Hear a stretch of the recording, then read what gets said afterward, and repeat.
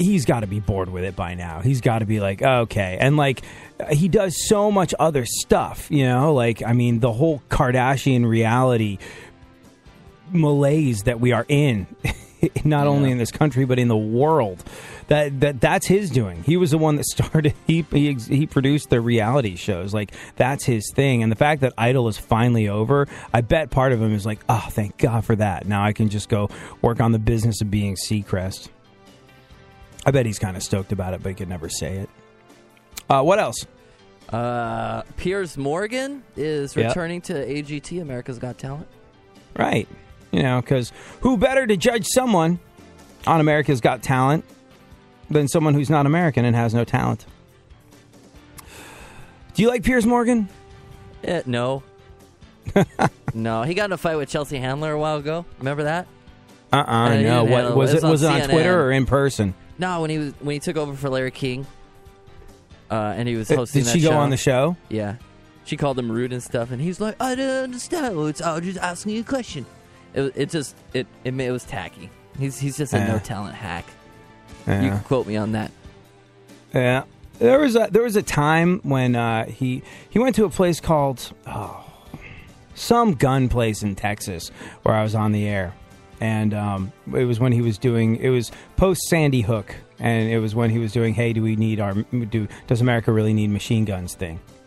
And they got like a local Houstonian talent out to go debate him. And it was the first time I ever kind of gave Morgan credit for anything, because I was just like, what the hell is this guy? He's a newspaper editor. Why is he in broadcasting? What's the deal? This is stupid. And he's a newspaper editor of The Sun, not a very elegant rag, as my grandfather used to say about newspapers that weren't worth the ink that they used to print them. But the the thing that I saw him do was just like, oh my God! Without even trying, without even breaking a sweat, he the local host, who I won't throw under the bus a name, that went out there to debate him on his show, he beat this guy like a drum. Just unflappable, blue steel, and it was crazy. It was absolutely bananas to see this poor guy, get his ass handed to him by Piers Morgan on his own show in Texas with a legion of, you can't take our guns type of people behind him. And I actually heard him say on the air, he's like, I'm losing control of this. He thought he was away from the mic, but he wasn't. He was like, I'm losing control of this. And Piers Morgan was blue steel. And for one tiny moment, I was like, I get why that guy is where he is. He's just unflappable. It's like the amount of confidence he has is just absolutely bananas. That said, the confidence didn't translate into ratings when he took over for Larry King, did it? Nope. That entity is dead now. The CNN. Who took over for Piers Morgan? Now he's gone. Oh man, I don't know. I don't remember. Exactly. Look, Larry King helmed that ship for so long. They gave it to Piers Morgan. He crashed it, and now look, both of us are in broadcasting. We're kind of nerds about this thing. We don't know who the hell's doing it. That's how much Piers Morgan crashed the CNN ship. Larry King has got to be pissed. They should just give it back to him. I mean, he's working his balls off. His old, saggy, dangly, old man balls. He's working them off, doing like every sort of like podcast on the face of the planet right now. They should just give him back CNN. How you doing, San Diego? Hello. Yeah. Or they should just give it to us. We do. The CNN audience would love us. What else? A new study shows getting a tattoo poses a greater risk than previously thought. Right, specifically the risk of looking like a total slut. Hey, I think we'd... Oh, go on. Can we pull the curtain off for just a second? Yeah. You know that button that they that your microphone needs to make it sound better? That they always turn off on the weekends? Am I too quiet or too loud? You're just Flatty Flatterson today. I don't know what the hell is going on with this place. Stupid little gremlins that come in here over the weekend. God only knows what they're doing. How's that? Any better? Yeah, much better. Yeah. Okay. Cool. Go. What about tattoos? Tattoos. Getting a tattoo poses a greater risk than previously thought. Yeah. Well, I think we'd all agree, though, that a chronic rash is a small price to pay for a guaranteed way to make your stepdad rue the day he skipped your ballet recital. Go on, what else? The USDA has published a recipe for healthier s'mores that replace marshmallow. No, go on, sorry. They replace marshmallow and chocolate with strawberries and yogurt. Low-fat yogurt. Have you seen the recipe? It's an abomination. I don't want to. No. And let's be perfectly crystal clear on this. We don't eat s'mores because they're healthy. We eat them because they're delicious. We can feel the minutes of our life dropping away with every single bite of a delicious s'more. You know what a s'more is? A s'more is 2 pieces of graham cracker, some melty chocolate because you've left it out by the fire, and a delicious roasted marshmallow. You put it in your mouth, and you know how they got their name? You want s'more, and you can't get the word out because you're too busy feeding your face with it. It's not something you're supposed to eat every single day. But this idea of, that's what we want to do. Sit around the campfire with some low-fat yogurt. Bite me. I quit. America just died. Go ahead. Institute communism and Sharia law. Execute Toby Keith with Chinese-made bullets. I'm out. Thanks a lot, Obama. Go on. Okay. A French bartender was found guilty of manslaughter for serving 56 shots to a customer who died the next day. Yeah, this is an interesting one. So when you go out on the town, do you think the responsibility falls to you to cut yourself off when you've had enough, or should that be a bartender's thing? You know, like it's a weird one. And bear in mind, this did happen in France, so the laws might be completely different, but the moral conundrum remains the same. This French bartender found guilty of manslaughter for over-serving a client. By how much? Well, the guy died after 56 shots. Or, as Lindsay Lohan called him, a real lightweight. But whose responsibility is it, Funkhauser, That's quite a debate. I don't know. Yeah. If you can't handle yourself, just don't go out. 56 shots is a lot, though. I mean, case in point, the guy died after consuming it. But, I mean, I don't know. You ever felt the need to go out and have 56 shots? I was thinking the other day, because I don't drink. Like, I don't drink, and I got a little jealous of people that do.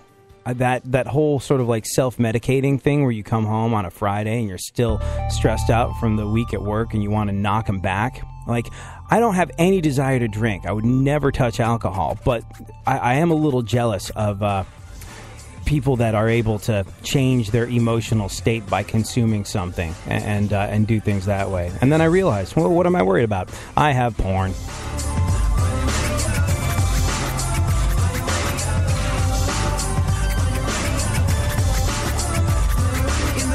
The flitter, it's you and the senorita. Whooper blowing up the tweeter, cause it's me up in the speaker. Knocking the mama seat top down like a player. And the sound up in your ears, it is the dopest rhyme. Say I run a game like a cheater. I'm ballin' like Derek Jeter. Complete on the marathon, I mean the very last meter. Competition defeated, cause yo, my voice is just sweeter. So come on, follow the leader, plus I got the dopest of sneakers. Fuck the rest, I'm the best, there's no question. Fuck the rest and you know. Fuck the rest, I'm the best, there's no question. Are you ready to go? One thing you gotta know, life is just better with me. Are you ready? One thing you gotta know, life is just better with AD. Are you ready? Are you ready?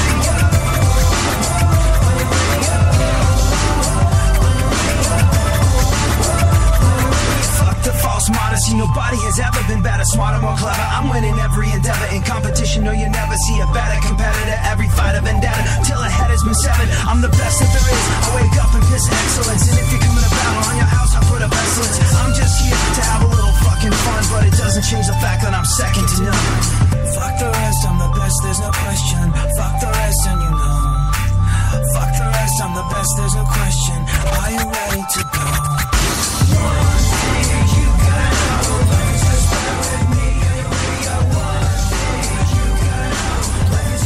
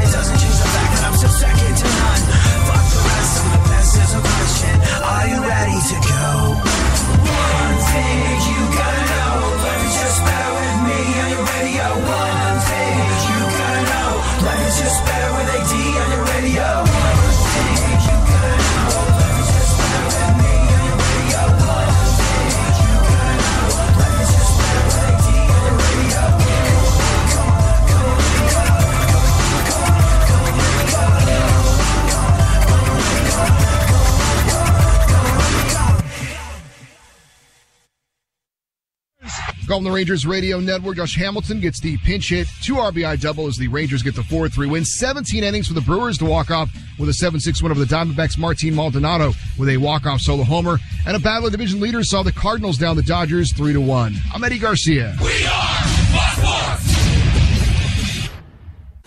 iHeartRadio puts the spotlight on Steely Dan.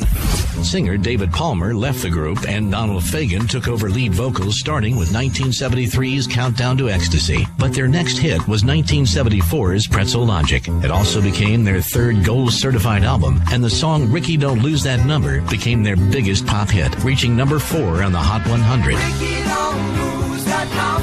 Becker and Fagen preferred writing and producing, causing issues with other members who were eager to tour. Members gradually left the band, starting with Baxter and Hodder in 1974.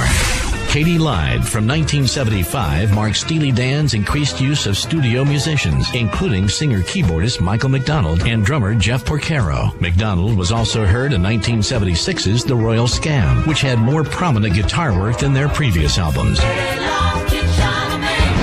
Asia from 1977 would become their best-selling album and their first platinum record. The title came from the name of a friend's wife and showed a stronger jazz influence on their musical style. The song Peg was a hit for the group, peaking at number 11.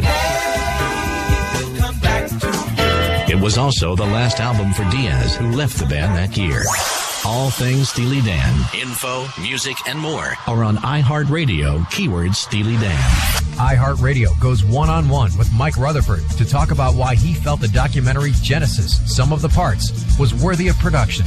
People forget from that one band, school band, you had the Gabriel career, the Collins, the Mechanics career, and then you put songs together. This is the key. You see a list of songs and you kind of go, In the Air Tonight, Invisible Touch, Living Years, Biko, and you kind of go, that's a great combination of songwriting.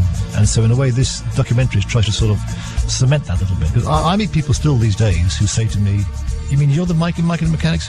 They don't tie it in all the time. So in a way, this documentary, I think, helps do that. Keep listening to iHeartRadio for more Mike Rutherford and all your favorite artists. Go ahead. Favorite the show and enjoy AD on the go. iHeartRadio presents AD.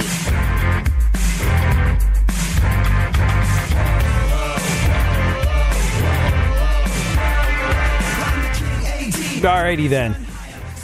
What's the name of today's show, Funkhauser? It's a doozy. Mm-hmm. The naked bike ride boner. Why is it called the naked bike ride boner, you ask? Well, a guy was kicked out of a naked bike ride event for being too aroused. True story. We'll discuss exactly where, why, and how this happened. A little later on in the show. Right now, though, let's, because, we tackle the big issues on the AD show. Right now, though, let's finish up the news. What else, Funkhauser? They did a naked bike ride once when I lived in Silver Lake that went by my house, and I didn't know about it. It was a surprise. Water in the front lawn, and here comes 200 naked people. Very, very. You seem to be okay with nudity. There was that unsettling photo of you on Naked Gardening Day doing exactly that. Yes.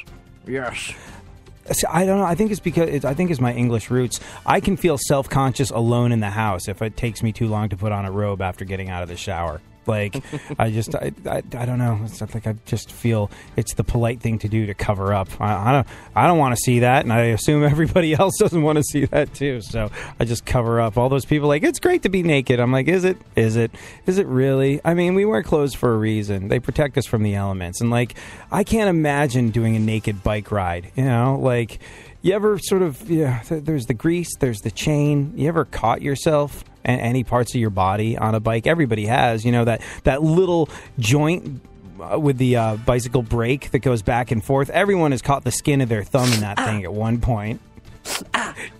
Yeah, exactly. I don't think female or male dangly bits should be exposed to bicycles. If you're gonna do naked things that don't involve grease, chain, and gears. But anyway, go on. I'm naked some of the time. And if that's some of